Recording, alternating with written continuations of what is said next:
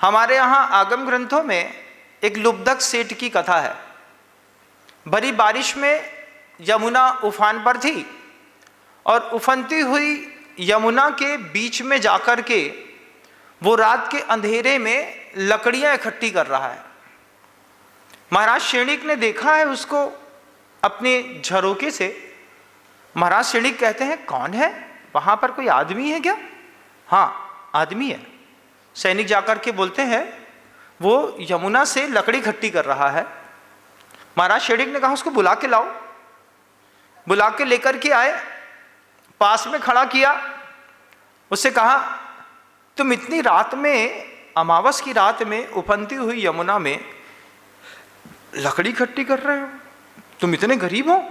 हाँ महाराज, मेरे पास 2 बैल है, उसमें एक बैल है, एक बैल पूरा और होना बाकी है, तो दूसरे बैल की जोड़ी को तैयार करने के लिए मुझे धन की आवश्यकता थी, इसलिए मैं लकड़ी इकट्ठी कर रहा हूँ, उसको बेचूंगा, बेच करके और एक बैल खरीदूंगा। तो महाराज शेणिक कहते हैं हमारे यहाँ 10,000 बैल हैं, जाओ इसको जो जोड़ी पसंद आए उसको एक अच्छी हष्टपुष्ट जोड़ी दे देना, इतनी मेहनत मत करो। वो सेठ कहता है, लुब्धक सेठ, वो कहता है जो बैल मेरे पास है वो बैल की जोड़ी आपकी 10,000 के बैलों के बीच में नहीं है। महाराज शेणिक को आश्चर्य हुआ। महाराज शेणिक कहते हैं ऐसा कैसा बैल है तुम्हारा जो हमारी गौशाला में नहीं है, हम तुम्हारा बैल देखें? सेठ बोलता है चलिए हमारे घर। जब वो सेठ महाराज को अपने घर लेकर के गया तो सेठ के 19 खंड ऊपर देख करके महाराज शेणिक का दिमाग खराब हो गया। महाराज शेणिक ने देखा कि 19 खंड का महल, उस पे वो सेठ रहता है। अंदर प्रवेश किया तो उसकी स्त्री हीरे मोती जवाहरात से लदी हुई सामने खड़ी हुई। महाराज शेणिक का माथा चकरा गया। चकराने के बाद महाराज शेणिक कहते तुम्हारा घर है? हाँ महाराज मेरा घर है, ये मेरी पत्नी है। अरे तुम तो वहां पर यमुना में लकड़ी इकट्ठी कर रहे थे, तुम्हारी पत्नी हीरा मोती पहनी है? बोले मेरी ही पत्नी है महाराज, अभी पहले मेरा बैल देख लीजिए। बैल दिखाने के लिए वो सेठ 6 खंड नीचे गया तलघर में। 6वें खंड, आपके ग्राउंड फ्लोर के नीचे भी कोई फ्लोर है क्या?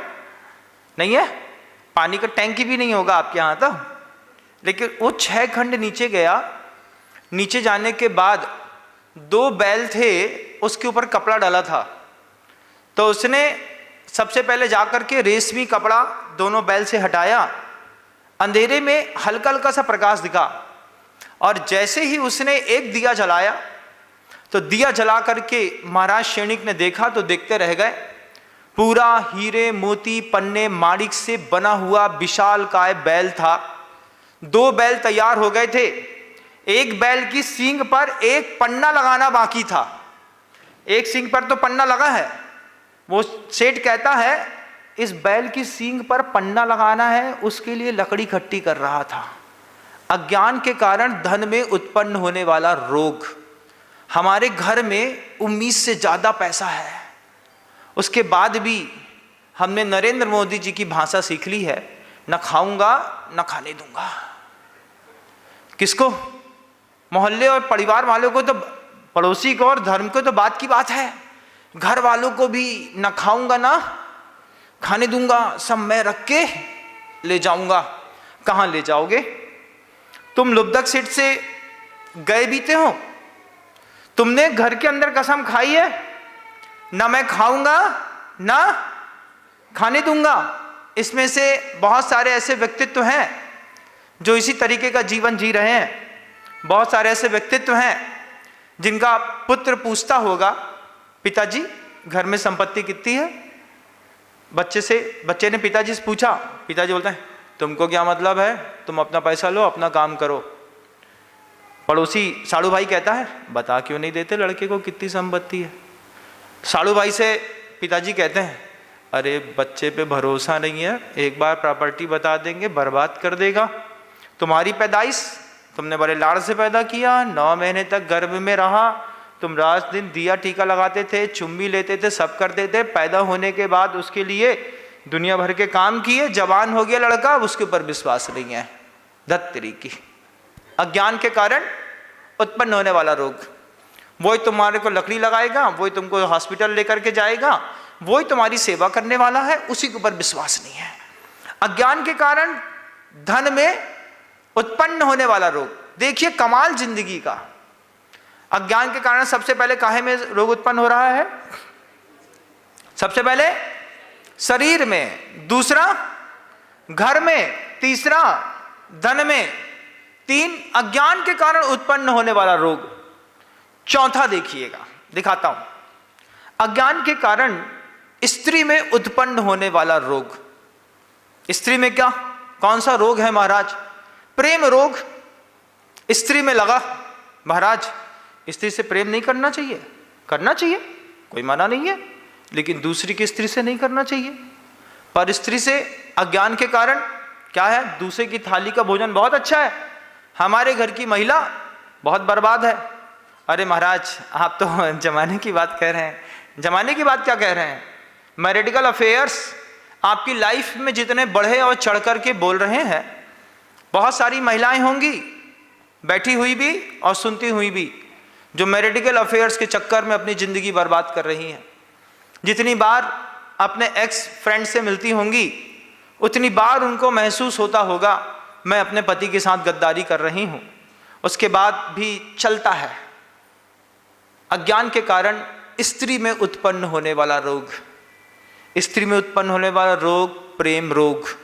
दूसरे की स्त्री पर प्रेम हो जाना, दूसरे के पुरुष पर प्रेम हो जाना और अपने थाली की रोटी को गंदा कह करके छोड़ देना, ये भी एक बहुत बड़ा रोग है। एक तो विपरीत बोध, दूसरा ज्ञान का अभाव। 2 में से एक कोई चीज चल रही है। हम जितना भी ये लड़के या बेटियां जिम जाती हैं तो 2 चीजें हैं, एक वर्कआउट होता है, एक वर्क इन होता है। आपने भी सुना होगा जब जिम जाते हैं तो वहां पे क्या होता है? वर्कआउट होता है महाराज। वर्कआउट में गए, बेहतरीन लगे बनाने में, खिंच रही है, स्ट्रेच पड़ रहा है, वहां साउंड जो है वो दिमाग के अंदर मौसम क्रिएट कर रहा है। ऐसे ऐसे साउंड इतना डीजे बजा रहे हैं, धम धम धम लग रहा है। अच्छा एसी चल रहा है, चारों तरफ से 16 टेम्परेचर है, अच्छा तेज साउंड है। उसके बाद उठा करके लगे हैं चलने में, वर्कआउट करने में। वर्कआउट करने के बाहर निकले।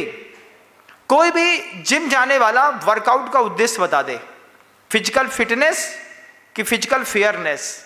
क्या चाहते हैं हम? फिटनेस चाहते हैं? फिटनेस तो नहीं चाहते। फिटनेस ऐसी नहीं चाहते तुम 50 किलो के बोरे उठाने को बोल दें तो अभी टाइम बोल जाओगे, और वहां पर जाकर के 50-50 किलो के डंबल्स उठा करके अप एंड डाउन कर रहे हैं। उसके बाद पतली, बिल्कुल पतली वाली व्हाइट कलर की शर्ट पहनेंगे, यहां तक की बॉयज यहां तक की शर्ट पहनेंगे और बुलेट ले लेना, एक बुलेट दे दो और धीरे से धक धक धक धक धक धक धक धक धक धक धक। क्या चल रहा है? कुछ नहीं चल रहा है, कुछ भी नहीं चल रहा है, बस शो ऑफ का जमाना है। अगर आपको मेरी वीडियो अच्छी लगती है तो प्लीज़ मेरे चैनल को लाइक करें, शेयर करें और सब्सक्राइब करें। Thank you.